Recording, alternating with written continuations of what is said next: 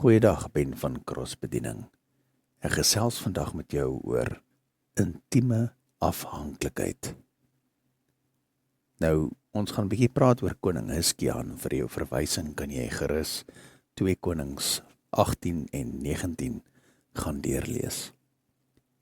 Nou, koning Hizkia was 25 jaar oud toe hy koning geword het van Juda. En volgens die Bybel het koning Hizkia gedoen wat reg is in die oë van die Here, net soos sy voorvader Dawid. Hy is die een wat die offerhoogtes verwyder het, die gedenkstene stukkend gebreek het en die Asera afgekap het. Hy het die koperslang wat Moses gemaak het, verbrysel, want tot in daardie tyd het die Israeliete daarvoor offers gebrand. Dis nou volgens 2 Konings 18 vers 3 tot 4. En koning Hizkia het ook militêre veldtogte gevoer teen die Assiriese koning Sanherib in opstand gekom en was nie meer aan hom onderdanig nie. En selfs die Filistyne is deur koning Hizkia verslaan. Die Here was met koning Hizkia, want hy het aan die Here vasgehou en nie van hom weggedraai nie. Hy het sy gebooie, dit wat Moses beveel het, nagekom. Van die 4de regeringsjaar van koning Hizkia het die Assiriese koning Salmaneser, teen Samaria opgetrek en dit beleer.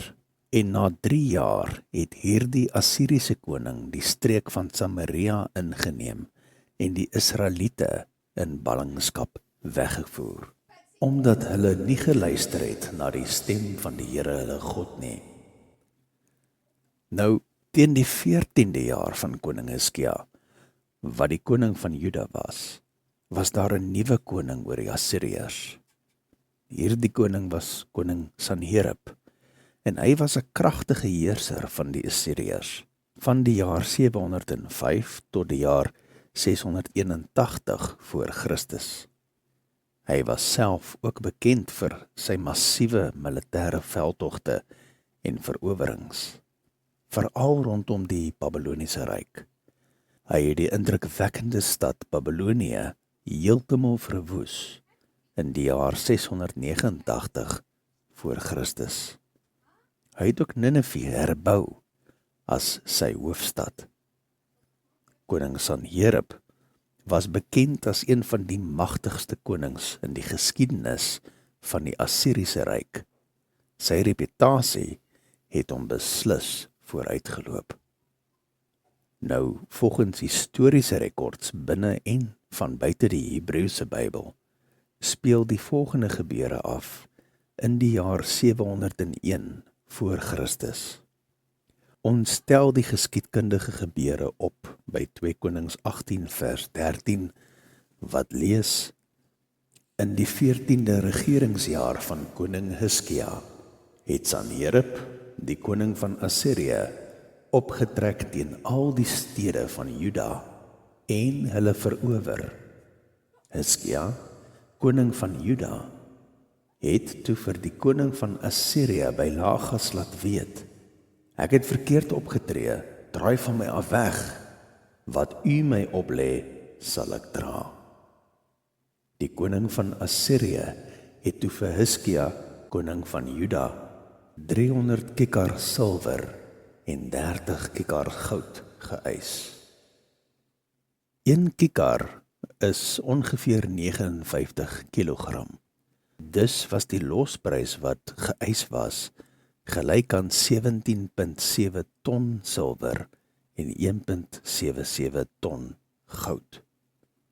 In vandag se waarde is dit gelyk aan ongeveer 390 miljoen rand se silwer en 76 miljoen rand se goud.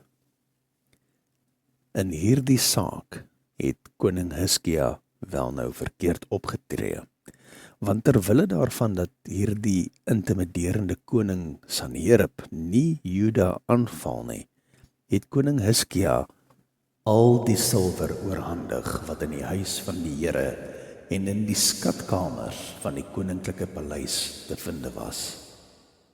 En hy het selfs die deure van die Here se tempel afgestroop, om aan die koning van Assirië te oorhandig. Ons lees verder dat die koning van Assirië, afgesien van die losprys wat koning Hizkia oorhandig het, steeds opgetrek het tot teenoor die stad Jerusalem en stelling ingeneem het teen Juda en geëis het om met die koning te praat. Nou, koning Hizkia het in sy benoudheid nie self gegaan nie, maar wel van sy leiers gestuur. Ons lees in 2 Konings 18 vers 19 tot 37. Die Rabaskeë was die leier van die Assiriese offisiere, sê toe vir hulle, sê tog vir koning Hizkia, so sê die opperkoning, die koning van Assirië, wat is hierdie bron van vertroue waarop jy staat maak? Jy dink seker lippetaal is 'n taktiek en 'n kragtige wapen vir die oorlog. Op wie vertrou jy dan nou, dat jy teen my in opstand is? Jy stel sowaar nou jou vertroue op Egipte, hierdie geknakte rietstaf, wat in 'n mens se handpalm steek en dit deurboor wanneer jy daarop leun. So is die Farao, die koning van Egipte, vir almal wat op hom vertrou.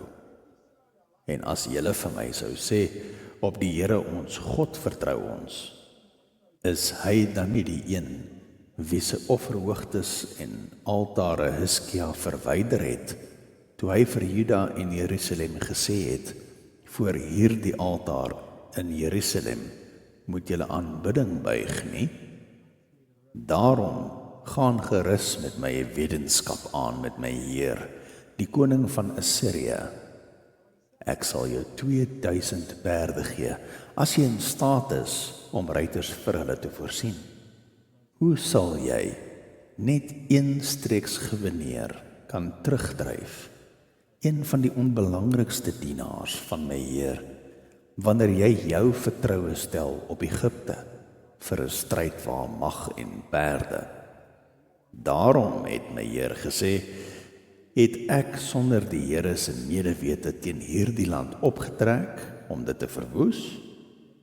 Dit is die Here wat vir my gesê het, trek op teen hierdie land en verwoes dit. Eliakim, seun van Hilkia, asook Sebna en Joach, sê toe vir die Rabaskeë, praat asseblief Aramees met die dienaars, want ons verstaan dit. Moenie met ons Judeërs praat ten aanhore van die manskappe wat op die stadmuur is nie. Maar die Rabaskeë het vir hulle gesê, is dit net na jou Heer en na jou wat my Heer my gestuur het om hierdie dinge te sê? Is dit nie ook na die manne wat op die stadsmuur sit nie, wat saam met julle hulle ontlasting sal eet en hulle urine sal drink? Toe gaan staan die Rabaskeë en roep met 'n harde stem in Judees uit en sê, luister na die woord van die opperkoning, die koning van Assirië. So sê die koning, moenie dat Hizkia julle bedreig nie, want hy sal julle nie uit my hand kan red nie. Moenie dat Hizkia julle op die Here laat vertrou, deur te sê die Here sal ons beslis red en hierdie stad sal nie oorgegee word in die hand van die koning van Assirië nie. Julle moet nie na Hizkia luister nie, want so sê die koning van Assirië, as julle met my 'n ooreenkoms aangaan en uitkom na my toe, sal elkeen van sy wingerdstok en vyeboom eet, en elkeen water uit sy eie opgaarpunt drink, totdat ek kom en julle neem na 'n land soos julle land, 'n land met koring en nuwe wyn, 'n land met brood en wingerde, 'n land met olyfbome, olie en heuning. Julle sal leef en nie sterf nie. Julle moet nie na Hizkia luister nie, want hy mislei julle deur te sê, die Here sal ons red. Het enige van die gode van die nasies ooit sy land gered uit die hand van die koning van Assirië? Waar was die gode van Hamat en Arpad? Waar was die gode van Sefarvaim, Jena en Ava? Kon hulle Samaria uit my hand red? Wie was daar onder al die gode van hierdie lande, wat hulle land uit my hand gered het, dat die Here dan Jerusalem met my hand sal red? Die manskappe het egter stil gebly en hom nie met 'n enkele woord geantwoord nie, want die bevel van die koning was, julle moet hom nie antwoord nie. Eljakim, seun van Gilkia en hoof van die hofhouding, Sebna, die sekretaris, en Joach, die seun van Asaf en Herod, het by Hiskia aangekom met geskeurde klere en aan hom die woorde van die Rabbaskee meegedeel. Die boodskap is toe aan koning Hiskia oorgedra wat sy klere geskeur het en die dag verklaar het as 'n dag van benoudheid en straf en vernedering. En hy het verslag gestuur aan die profeet Jesaja om in te tree vir Juda by die Here. Jesaja sê toe vir die boodskappers om aan koning Hiskia oor te dra, so sê die Here, moenie bang wees vir die woorde wat jy gehoor het, waarmee die onderdane van die koning van Assirië my belaster het nie. Kyk, ek gaan 'n gees van hom laat besit neem, en hy sal 'n gerug hoor en terugkeer na sy land. Dan sal ek hom in sy eie land deur die swaard laat val. Volgens 2 Konings 19 vers 5 tot 6. Intussen het die koning van Assirië wel 'n boodskap ontvang van 'n ander nasie wat stelling ingeneem het om Assirië aan te val. Maar weer eens het die koning van Assirië 'n boodskap aan koning Hiskia gestuur. Ons kyk na 2 Konings 19 vers 10 tot 13 wat lees, so moet julle vir Hiskia, die koning van Juda sê, moenie dat jou God, op wie jy vertrou, jou bedrieg met die woorde, Jerusalem sal nie oorgegee word in die hand van die koning van Assirië nie. Kyk, jy het self gehoor wat die konings van Assirië gedoen het aan al die lande, deur hulle aan volledige vernietiging oor te gee. Sal jy dan gered word? Het die gode van die nasies wat deur my voorvaders uitgedelg is, hulle gered?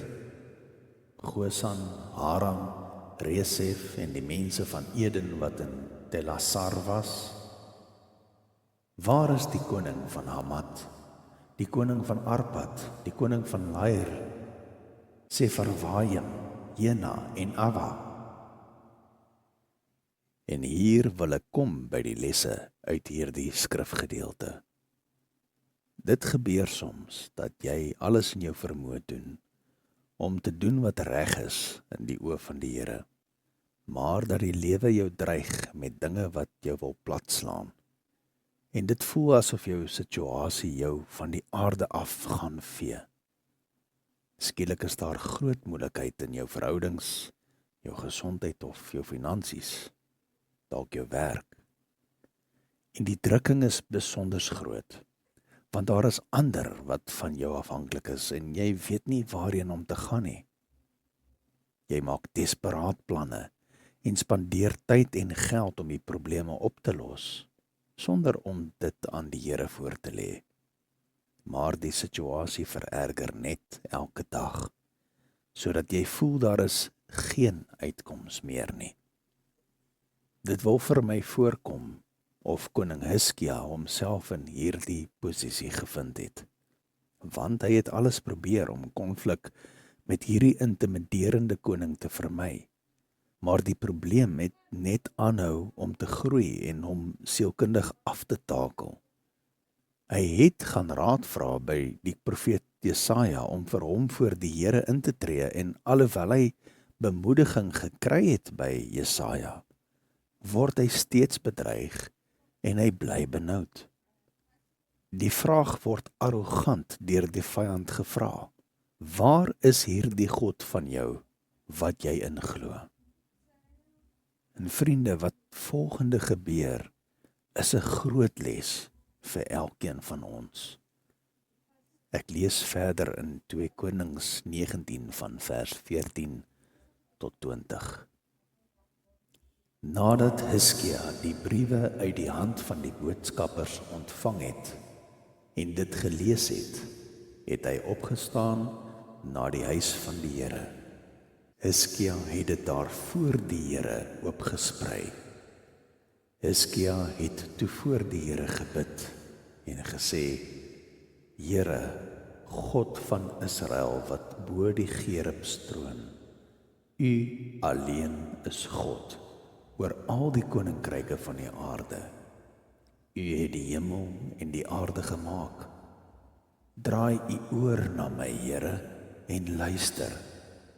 Here, maak U oë oop en kyk. Hoor die woorde van Sanherib, wat hy met boodskappers gestuur het om die lewende God uit te tart. Dit is inderdaad so, Here, dat die konings van Assirië en die nasies en hulle lande verwoes en hulle gode in die vuur gegooi het. Want dit was nie gode nie, maar net die werk van mensehande, hout en klip, en hulle het dit vernietig. Daarom, Here, ons God, verlos ons asseblief uit sy hand, sodat al die koninkryke van die aarde kan weet dat U, Here, alleen God is. Jesaja, seun van Amos, het toe vir Hiskia laat weet: so sê die Here, die God van Israel, wat jy tot my gebid het oor Sanherib, die koning van Assirië, het ek gehoor. Kan jy dit sien? Koning Hiskia het eers probeer om sterk te staan in sy eie krag, maar dit het misluk, want hy het afgebreek wat die mees waardevolle deel van sy beskerming was. Hy het dit wat aan God behoort en vir God se eer in plek was, gaan stroop, om koning Sanherib van sy rug af te kry. Maar in steede daarvan dat dit die vyand afgeweer het dit net aan hierdie koning van Assirië gewys, dat koning Hiskia bang is, en nie teen hom wil of kan veg nie. Hy het daarna probeer raad kry by iemand wat naby aan die Here leef, alhoewel hy self geken was as iemand wat reg gedoen in die oë van die Here. Maar sy gedagtes het by hom oorgeneem en hom benoud gemaak, terwyl die vyand dit nie net geweet het nie, maar juis daarop staat gemaak het. Vriende, dit is ons vyand, die duiwel, wat staat maak daarop, dat jy benoud raak in moeilike omstandighede, dat jy irrasioneel optree, al glo en vertrou jy in die Here jou God. Maar die les is dit: eers nadat koning Hiskia self voor die Here homself afgesonder het en voor die Here gekom het en die bewyse van sy nood voor die Here gaan oop lê het in die tempel en daar sy hart uitgespoel het daar verligting gekom. Hiskia het wel eers sy eie kop gevolg, wat hom nie gehelp het nie. Wat hy wel goed gedoen het, was om die ondersteuning in sy situasie te gaan soek by die profeet Jesaja en hom ook gevra het om hieroor te bid. En dit word ook hier bewys dat daar waar 2 of 3 bymekaar kom oor 'n saak saamstem en dit voor die Here bring, sal hy wat God is in hulle midde wees. Gaan lees gerus Matteus 18 vers 20. En nadat hierdie eenheid in gebed voor die Here gevestig was, gebeur die volgende. Ons lees verder in 2 Konings 19 van vers 35 tot 37. Daardie nag het 'n engel van die Here uitgetrek en in die kamp van die Assiriërs 185.000 neergevel.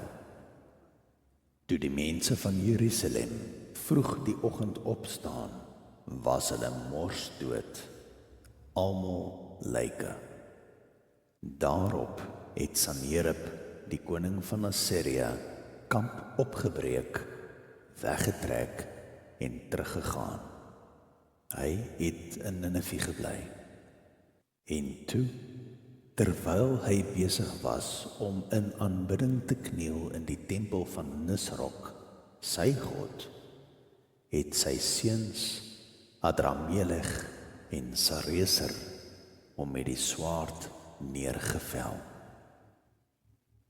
Nie net het die Here 'n wonderwerk laat gebeur nie, maar die vyand is deur sy eie seuns in sy eie land vernietig. Vriende, wanneer God se eer op die spel is, reageer hy altyd. Wanneer die wat in hom glo, op hom vertrou en probeer doen wat reg is in die oë van die Here, in nood verkeer en aangeval word en so bespot word, juis omdat hulle glo. En wanneer so 'n persoon dit na die Here toe bring, sal God altyd reageer en ten goeie optree tot so 'n persoon se beswil. Gaan lees gerus Romeine 8 vers 28. En kan jy ook sien dat dit bitter nodig is om nie net te doen wat reg is voor die Here nie, maar dat ons in alle omstandighede ons intieme afhanklikheid aan God moet leef en verklaar. Moenie luister na die stem van die vyand wat jou in jou omstandighede kom vra, waar is die God waarop jy vertrou? Of moenie staat maak op die Here jou God nie, want die realiteit en bewyse van jou omstandighede is hier voor jou. Nee, soos koning Hiskia, deel jou nood aan die liggaam van Christus, om saam met jou die Here te ken in jou saak. Maak ook tyd om alleen saam met die Here te praat, en lê die bewyse van jou nood voor die Here neer. Daardie mediese verslag, die bankrekening van 'n besigheid wat vou, die prokureursbrief wat sê jy het nog net hierdie maand oor, die egskeidingsbrief van jou lewensmaat wat jy gekry het, wat ook al, gaan lê dit voor die voete van die Here neer. Hierin is vandag dan ook vir jou die geleentheid om opnuut jou geloof te verklaar en weg te stap van die sonde wat tussen jou en God kom staan het. Kom ons bid saam. Here God, ek dank U vir die voorbeeld van koning Hiskia en die profeet Jesaja. Dankie dat ek kan weet dat U nooit sal toelaat dat daar met U eer gespeel sal word nie. Dankie dat ek kan weet dat wanneer ek myself voor U kom onderwerp, U my deel maak van U koningshuis, dat daar 'n kamer vir my ook aangebou is by U woning. Here, waar daar dinge tussen my en U staan wat ek toegelaat het, maak dit aan my bekend en vergewe my asseblief. My God op wie ek vertrou, help my asseblief om deur my slegte omstandighede te kom, maar nie ter wille van my nie, Here, maar ter wille daarvan dat die wat sien wat U doen met my, dat hulle sal weet dat U 'n ware en lewende God is, en nie 'n beeldhouer se werk of 'n sprokieswêreld se verbeelding nie, maar die enigste lewendige en almagtige God. Ek verklaar vandag my intieme afhanklikheid aan U. Soos die lied sê, Here, kom vul my, o Here, met liefde, met vrede, kom vul my, o Heilige Gees.